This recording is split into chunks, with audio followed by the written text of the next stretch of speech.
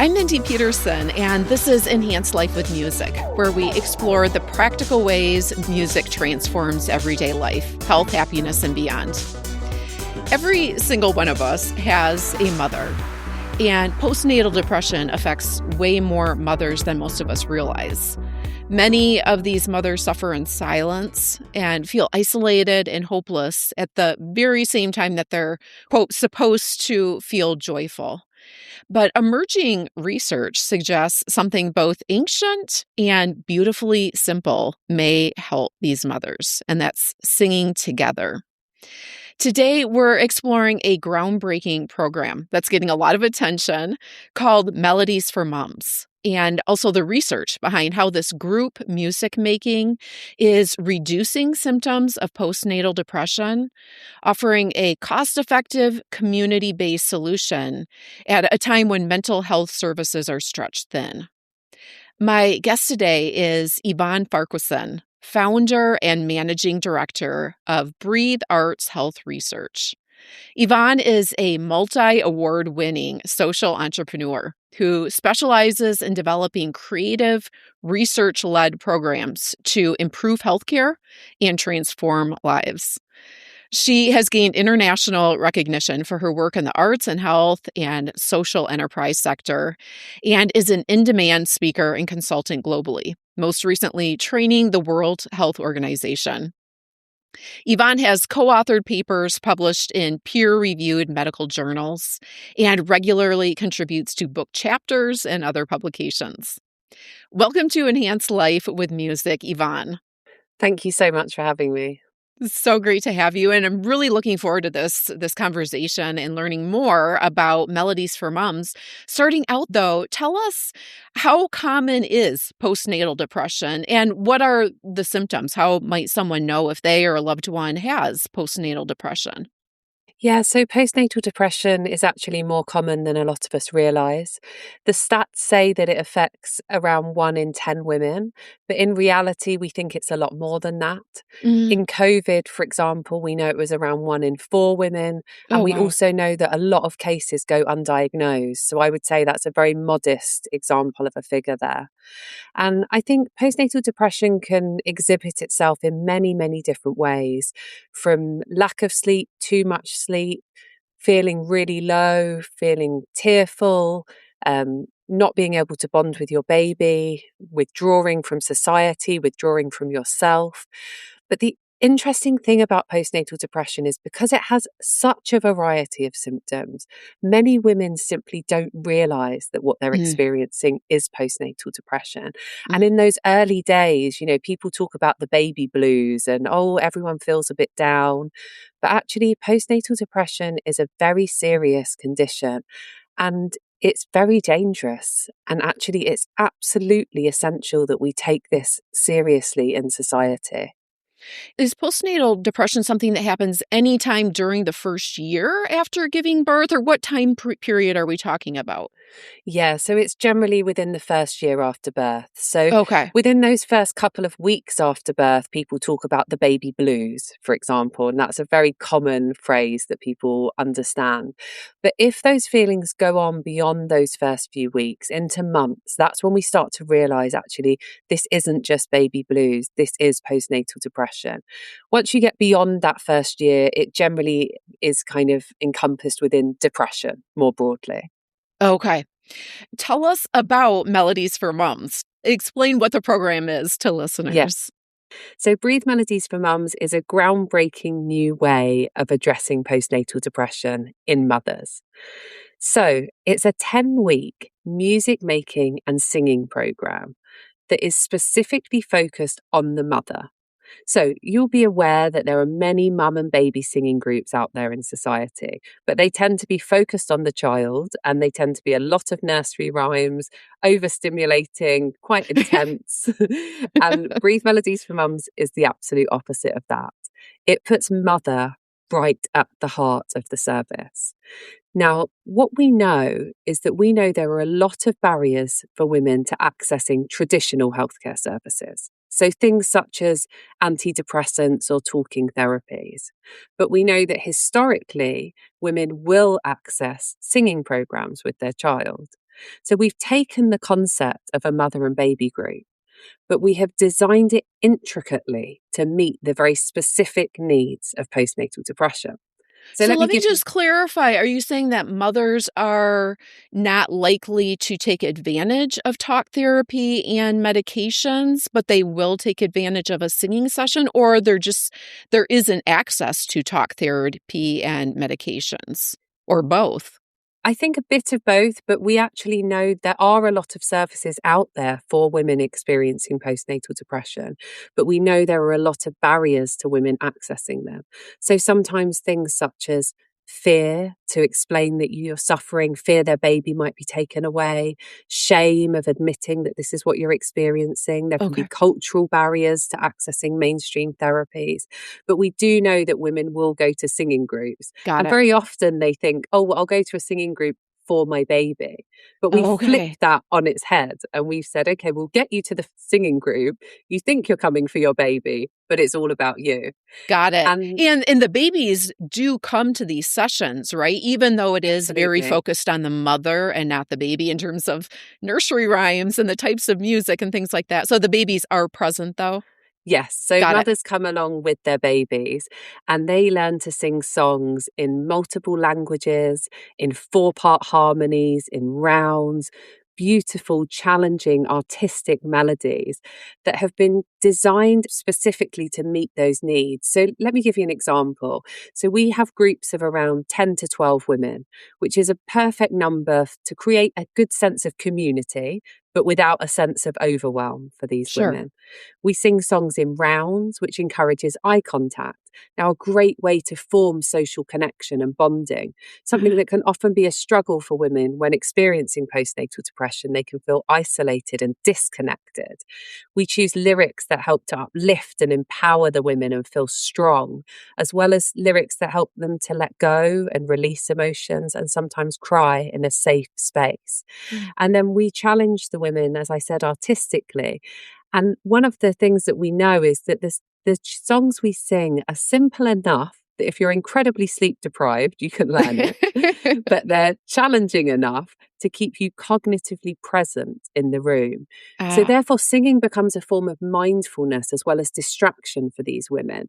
And we know that when we're awake, we often spend, I think the stats are something like 47% of our waking hours with our mind wandering on things that we're not actually doing at that ah. moment. And if we can get the women to really learn these songs and be cognitively present in the room, we're enacting a form of mindfulness, which actually gives their brain a break from some of those repetitive cycles of anxiety that we know women with postnatal depression are often Ah, experiencing. kind of interrupts that ruminating cycle that they could Exactly. be in. Yeah. Yeah. So there's many aspects to the design of the program as to why it works so well for postnatal depression and why it's not your usual mum and baby singing group. And you mentioned that the melodies are simple and yet simple enough, but complex enough. And I believe no musical background is needed, right? Women can join this group regardless of whether they have singing experience or any musical background, right? Exactly. You absolutely do not need to be able to sing to come to one of our programs. But I can almost guarantee that when you leave, you will feel like you can sing Uh-huh. because we teach these songs in a way to empower the women to own their own voice. And we tell them again and again that, especially when they sing to their baby, your voice is your baby's most precious commodity. Your baby loves your voice. It doesn't Ah, matter if you don't think you can sing, you can sing, and that sound for your baby is beautiful. So it encourages the mothers to sing to their babies. But what we're actually doing is getting them to sing for themselves. They think they're calming their baby, but they're calming themselves. It's a beautiful synergy. wow. And I believe that during the process of being in this class, the moms are taught how to use singing as a tool outside of class. And I believe that during the class itself, depression is not talked about. Postnatal depression is not talked about. Explain a little bit more about what a mother experiences from the moment she walks into this group that allows her to develop singing as a coping mechanism and as a tool inside and outside of class, and without even talking about depression in the process. Yeah. So that's something that's really unique about our Breathe Melodies for Mums program is every woman in the class knows that every other woman in the class is struggling. They know it's a space for women with postnatal depression, but that alone is enough to create a safe and inclusive environment for these women. Mm, Just to know they're in a safe space surrounded by people who are experiencing the same challenges as them. But then we use music and singing as the tool to help them overcome those challenges with postnatal depression. We don't sit and talk about it. We use music to release those emotions, to let go of those emotions, to empower these women, to strengthen these women, to give them tools to bond with their baby. And that is the beauty of this work. And that's the beauty of the arts and hmm creativity in so many spaces. It connects to us on a human level. And sometimes it can do so much more than words alone can do. mm. The sessions are led by an arts and health music specialist. I believe they're an hour session that is held every week for 10 weeks. Is that right? Yeah, so that's right. So we work with professional artists and musicians. We give them bespoke training on postnatal depression and on the kind of arts and health space. But something that's also really unique about our Melodies for Mums program, which does make it quite different from other singing groups, is we always have a Breathe member of staff in the room who is someone who is safeguarding trained, which means that it's not the responsibility of the artist to hold the health conditions and the health needs of that group. The Mm, artist who leads the session has been chosen because they are artistically excellent at what they do. They're an incredible singer and a music lead, but we provide a safety and support network for the women in that space. This isn't just a creative intervention. This is a new healthcare pathway for women at a very, very critical and often frightening time in their life. So we mhm. don't put that responsibility on the artist. We, as an organisation and our staff member in the room, we hold that. We're connected into other mental health services. We signpost them to get other support. This is a healthcare intervention at its heart. That's very insightful because I hear from a lot of artists and creatives that music and the arts in general, but music, of course, is the focus of this podcast. Music does tend to bring out emotions in people. It's been called the sound of emotions. And people who are trained rigorously as artists often are not trained as therapists. And yet, people in their audience may approach them with these really Mm, heavy feelings and experiences that the music draws out of them. And so that can be really hard on the artist because they aren't really trained on how to deal with that. So absolutely. that's super insightful that you have somebody who is trained in that. Yeah, It makes it so much more comfortable for the artist to just focus on what they are great at during these exactly. sessions. And we really believe not just in safeguarding the women we work with and the babies, but we believe in safeguarding the artists and the Mm, creative that we work with as well. And they are brought in for being artistically excellent. And that is what their role is within the session. And we can hold everything else around that. And that's the beauty of being a social enterprise with the infrastructure that we can put in place to make sure these women, first and foremost, above everything, are safe. mm. And that safety does not sit on an artist's shoulders. At Breathe, we do not believe that's how it should be. Love that. So safety is considered not only physically, but emotionally, mentally, in every Absolutely. capacity. Yeah. What are some things that you notice in a traditional session room by the end of the session that might not have been there at the beginning? Yeah, so women can often walk in either very withdrawn to the sessions or they can sometimes feel quite frantic as they enter a session. I mean, anyone who is or has been a mother knows that feeling of even getting out the house can be the Oh, biggest absolutely. challenge, let alone if you're struggling with postnatal depression. But Uh-huh. we run the sessions. So we start the sessions with deep breathing and some kind of gentle movement for the mothers. We Mhm. know that when you take those deep breaths into your diaphragm, we know that calms the nervous system. It taps into the parasympathetic nervous system, gets you out of that fight and flight mode. Yeah. We do gentle stretching with the mother, all around the mother's movement and body before they've even started singing. Then we do some call and response songs with the artists and the women just to get them used to using their voice. And Mm. then gradually, before they know it, they're singing 4-part harmonies in rounds, and their voices are filling the room. And the very nature of singing, it releases endorphins, that feel good chemical. And we see women sitting up straighter, smiling, their eyes coming alive, being able to hold eye contact with someone next to them, which they couldn't do literally 5-10 minutes before. Oh, It's a transformative moment. And that's just within a 1 hour session. So when you then compare the beginning of the 10 weeks to the end of the 10-week program, often these women, I would say they're different people, or maybe they've gone back to their original person, they found sure. themselves again. Yes. I'm But they myself walk out again. different people. Yeah. Exactly, exactly. Oh, and you've had some pretty dramatic results with this program. Tell listeners sort of the percentage of participants who experience positive results. How quickly do they see results? How long do the results last? Yeah. So again, at Breathe Arts Health Research, everything we do is underpinned by science. So we don't believe in designing programs that we just hope work, or Uh we huh. got a feeling it makes a difference. We want to know in robust scientific evidence that this program is really working, and not just if it works, but how it works. And that's where the science really comes into play. So our whole model is based on a study that was originally conducted by the Royal College of Music and Imperial College London. And that took 10-week singing programs for mothers with postnatal depression and measured depressive symptoms over the course of that 10 weeks. And what that found is that there was a reduction in depressive symptoms by 35% by week 6 and Wow. by 40% by week 10. So that's a huge change in the women's depressive symptoms. Then, as an organisation, one of our specialisms is translating research into practice. So, what does that mean on the ground in our local communities?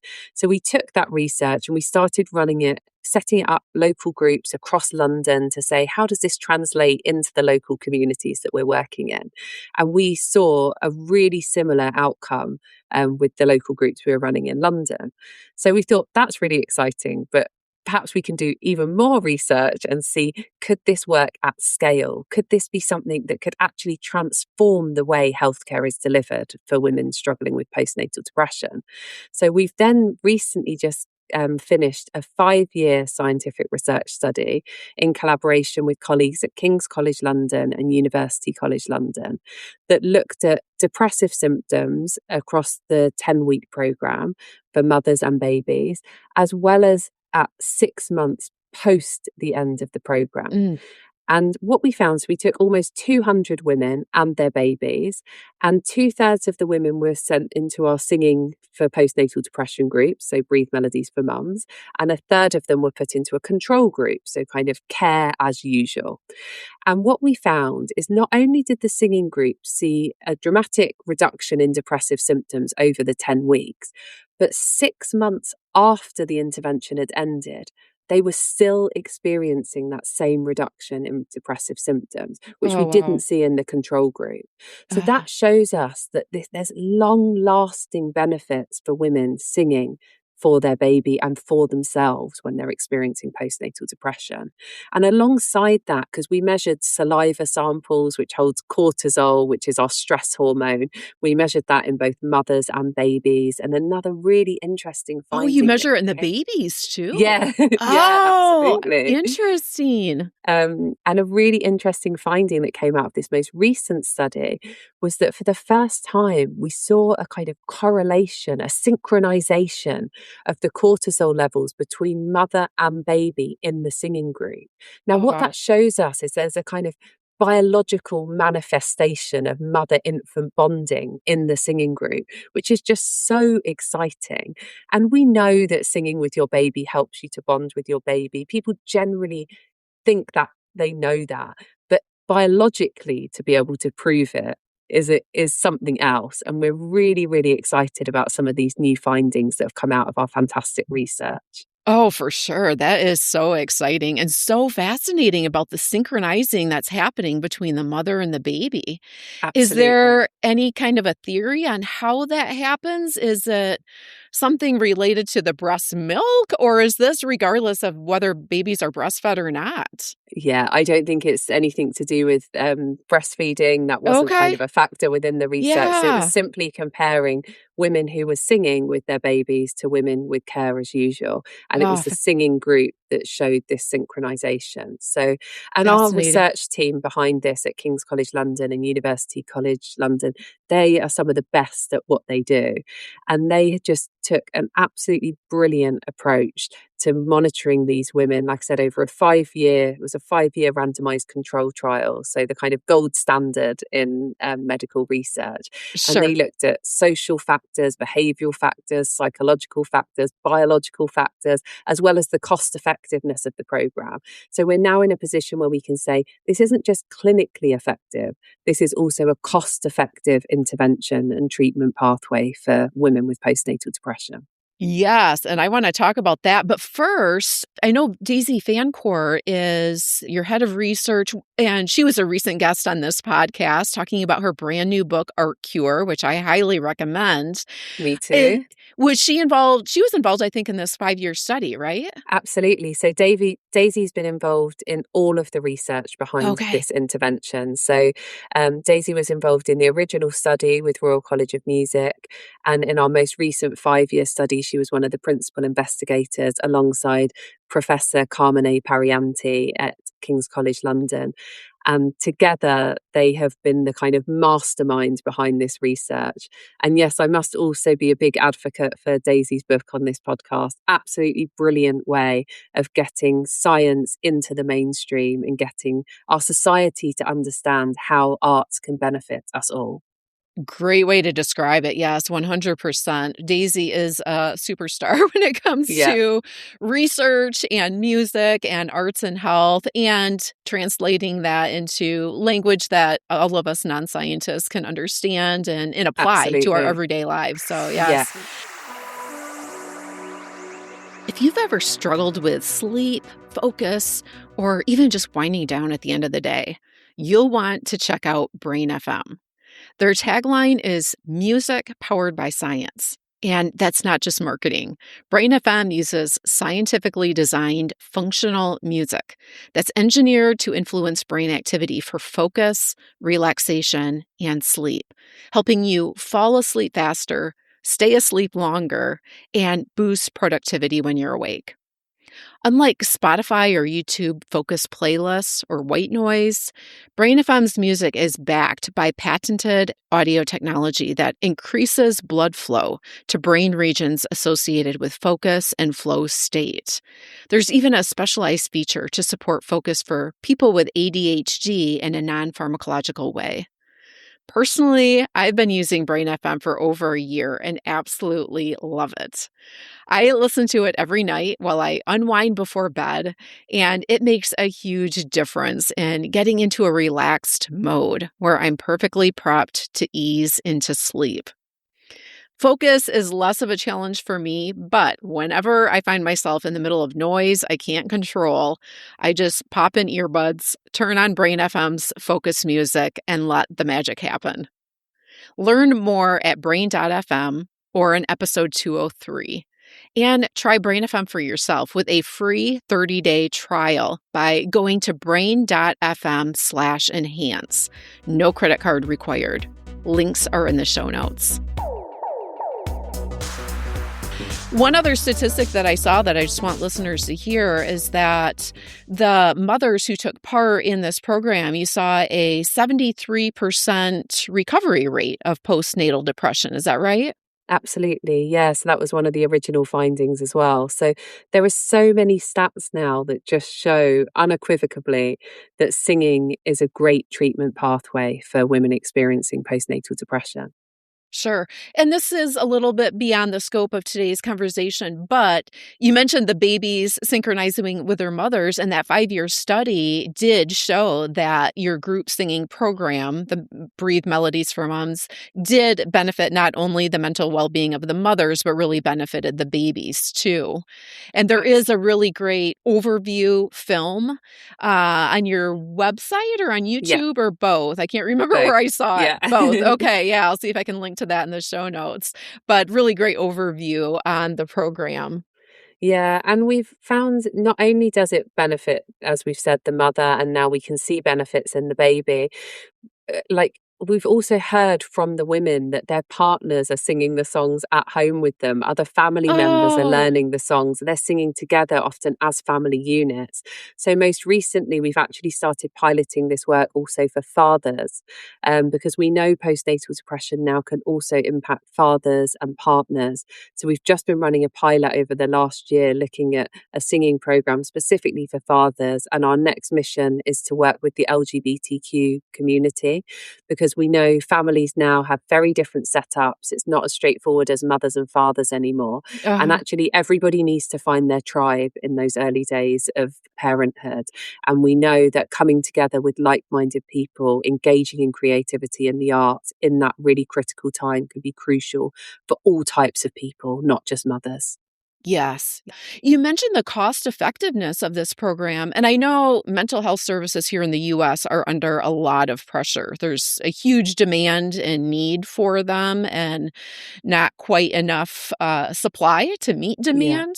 And I believe the UK has a similar situation. What do you want listeners to know about the pressure that mental health services are currently under and the cost effectiveness of Melodies for Moms compared to some traditional treatments? Yeah, absolutely. So we have an incredible National Health Service in the UK. We're very fortunate that we have that to support us, but it's overworked and overstretched, and there can be very long wait lists for people, often at very critical times in their life. And what we want to do as a social enterprise is we work both with and for our National Health Service to support them as well as support our local communities. So we're able to step in often and provide services at a time when women may be on longer wait lists, waiting for other forms of therapies and services. And we're also reaching those women who we know are not accessing traditional healthcare for Yeah. one reason or another. It may be, as I said earlier, that there's fear or shame or embarrassment, but sometimes there can be many, many reasons why somebody's not confident enough to reach out to their GP.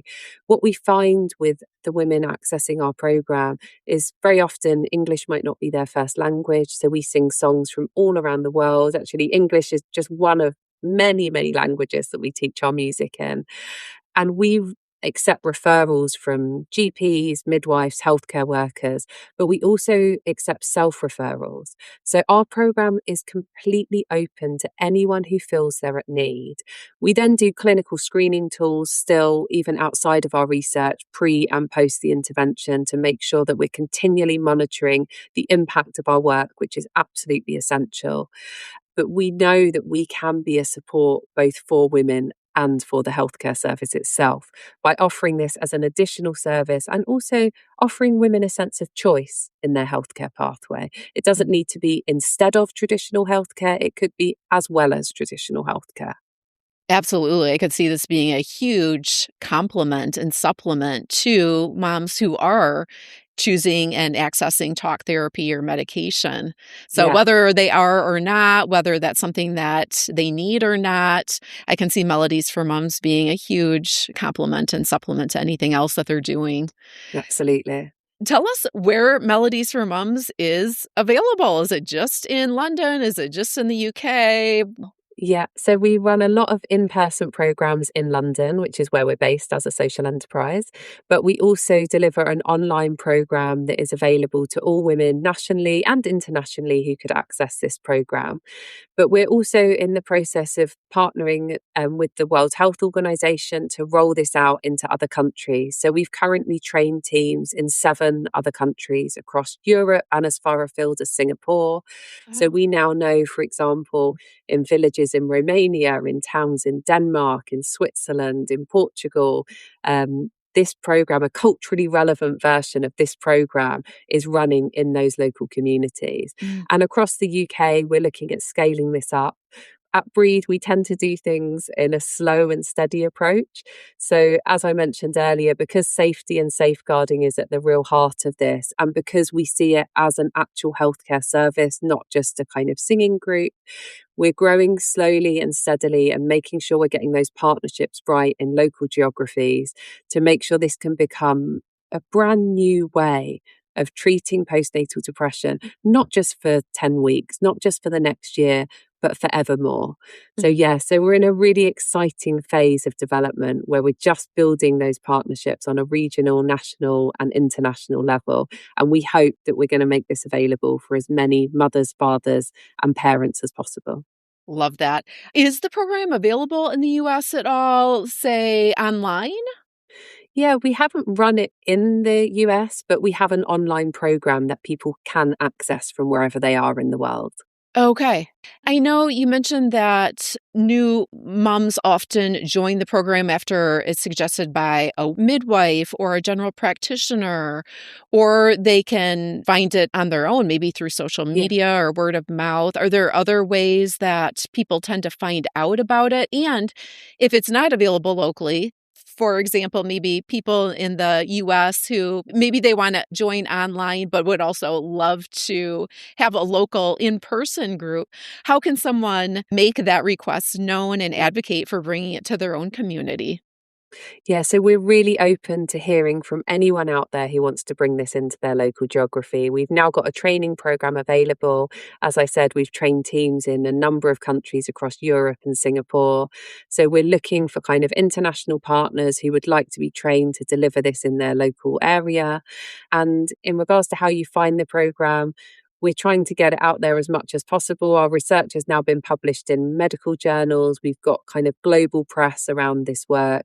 We have a really strong mission at Breathe that we want this to be an inclusive program for anyone who's struggling. And we want to hear from anyone who would like to partner with us, commission this service, be trained to deliver this service, and make sure that together, as a big community, we can transform the way healthcare is delivered for women and parents with postnatal depression. I know we're running out of time here, but is there a story from a participant that has really stayed with you that you can share with us? Yeah, I actually was at a group just before Christmas, and a woman came in and she looked very tired and very withdrawn at the beginning of the session.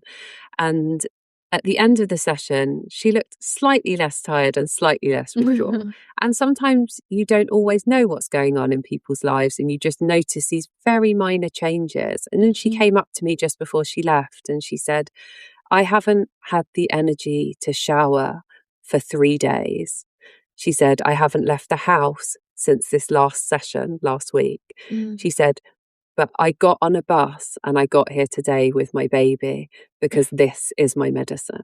Oh, oh, And I wow. just remember thinking, wow, you have struggled to get in the shower, but this means so much to you that you will get out the house and get on a bus and get here. And she made a joke as she left and she said, oh, I might even have a shower when I get home. And it was, but it doesn't Oh. matter. You can turn up and you can be on your knees and walk through that door and we will hold you and support you. There is no expectation to look a certain way or be a certain way or present in a certain way. We provide safe and inclusive spaces that we meet women where they are at when they need us most. And there is no judgment in our space. And we are here for absolutely everybody. And it meant so much to me that she had managed to get here and how much it had meant to her to go through those steps at such a critically low point of her life. And the pride that I feel on a daily, weekly basis for those women and what they're achieving is our absolute driver to make sure this is available to as many people as possible.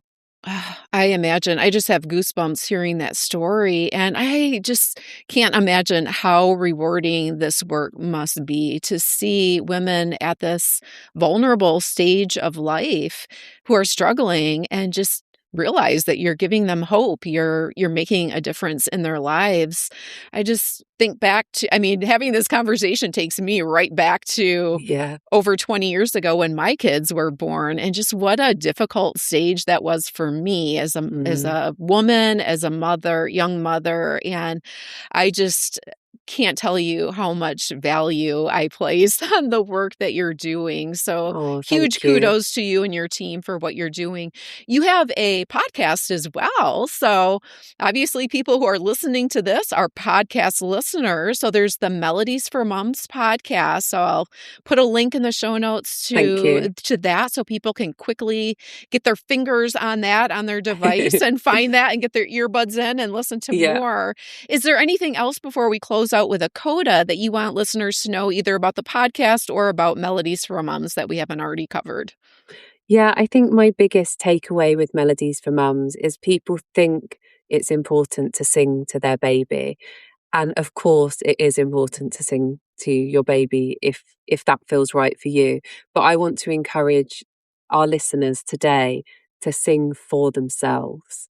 Singing calms our nervous system. It releases positive hormones and endorphins. I actually went to a Breathe Melodies for Mums program when I had my daughter a couple of years ago, and I went through the whole program as a participant. And I still sing those songs to myself to calm myself as much as I sing them to my daughter. And singing can be the most wonderful medicine for all of us. And you don't have to be any good, and you don't have to join a choir, and you don't have to sing to anybody else except to and for yourself. Oh, I love that. I didn't realize you had gone through that program yourself when you became a mother. And that's Yeah. so wonderful to hear how you still use those tools Yeah, today. absolutely. Wow. And there we go. That's the coda. I ask my guests to close out our conversation with a musical ending, a coda by sharing a musical tool that you wish more people knew about. And that's it right there, right? Yeah, Unless you have that's it. something more to add to it. Singing No, for let's just sing for ourselves. That's my Love it. biggest tip.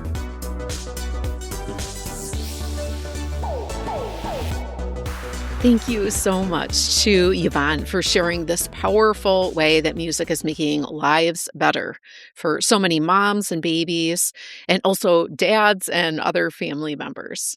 And speaking of moms, just a PSA reminder that Mother's Day is coming up in just a few weeks. Sharing this conversation with new moms in your world can be a wonderful gift, whether it's for them directly or for other new moms that are in their orbit that may find a real lifeline in this program.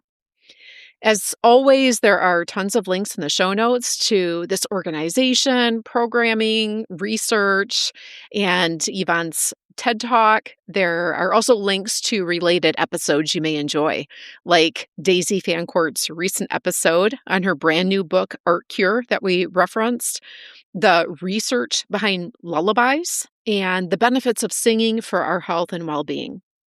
All Enhanced Life with Music episodes are evergreen, so check out the back catalog for more ways that music can make your life better.